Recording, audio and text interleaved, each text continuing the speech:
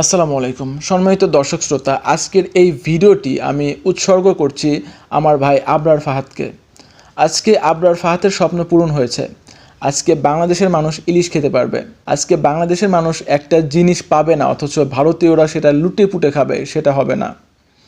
আপনারা নিশ্চয়ই জানেন যে বর্তমানে কিন্তু ভারতে ইলিশ রপ্তানি করা একদম বন্ধ করে দেওয়া হয়েছে, এবং যার কারণে ইলিশের দাম প্রত্যেক কেজিতে প্রায় 500 টাকা কমেছে। তো ছোট্ট একটি ভিডিও দিয়ে আমি প্রমাণস্বরূপ এই বিষয়টি একটু দেখাতে চাই। ভাই ইলিশের সরাসরি লাগিয়ে গেছে, ইলিশের সরাসরি এই বড় বড় মাছ আমরা পাইতাম না ভাই, কান্দা মরতাম, পাইতাম না, কিন্তু এখন পাওয়া যায়। এটি হলো 1 কেজি 600-700 প্লাস, কেজি 1750, এটি 2500-2600 টাকা গেছিল পাইকারি, বুঝলেন নাই?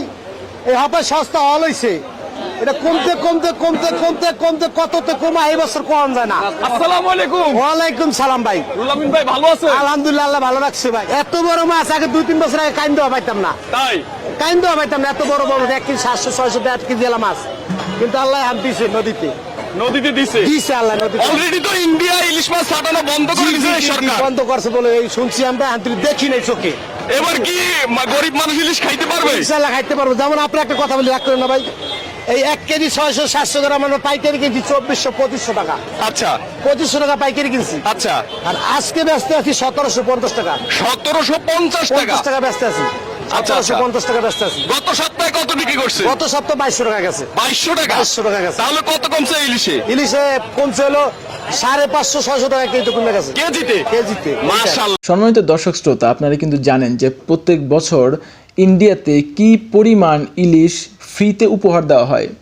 ভারত সরকারকে কি পরিমাণ ইলিশ উপহার হিসেবে পাঠানো হয় এটা কিন্তু আমরা সবাই জানি, অথবা যারা জানেন না তারা গুগলে সার্চ করলেই জেনে যাবেন। এটা নিয়ে আমি মুখ খুলতে চাচ্ছি না। এখানে আমার যেটা ব্যক্তিগত মতামত সেটা হচ্ছে যে দেশের মানুষ ইলিশ খেতে পারছে না, অথচ ভারতকে প্রচুর পরিমাণ ইলিশ ফ্রিতে উপহার হিসেবে দেওয়া হয়। সেটা কেন হবে?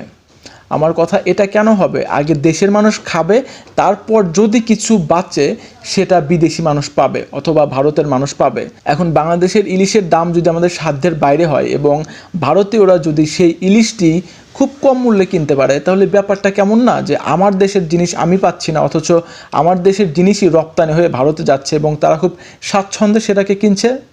ব্যাপারটা আসলে এমন যেন না হয়। আর আপনারা কিন্তু জানেন যে এই সকল বিষয় নিয়ে, এই সকল কিছু বিষয় নিয়ে প্রতিবাদ করার কারণেই আমার ভাই আবরার ফাহাদকে বাঁচতে দেওয়া হয়নি। তো যাই হোক, ভিডিওটি উৎসর্গ করছি আমার ভাই আবরার ফাহাদকে। শুধুমাত্র একটা জিনিস দেখাতে চাই, সেটা হচ্ছে যে আবরার ফাহাদের স্বপ্ন পূরণ হচ্ছে, পূরণের পথে যাচ্ছে। এখন দেশের মানুষ ইলিশ খেতে পারবে। যাই হোক, আমার করজোরে সবার কাছে রিকোয়েস্ট, আমার ভাই শহীদ আবরার ফাহাদের জন্য সবাই দোয়া করবেন। আল্লাহ তাআলা যেন তাকে জান্নাতুল ফেরদৌস নসিব করেন। আর ভাইকে এই ভিডিওটি উৎসর্গ করে আজকের ভিডিও এখানে শেষ করছি। সবাই ভালো থাকবেন, সুস্থ থাকবেন। দেখা হবে পরবর্তী ভিডিওতে। ধন্যবাদ সবাইকে।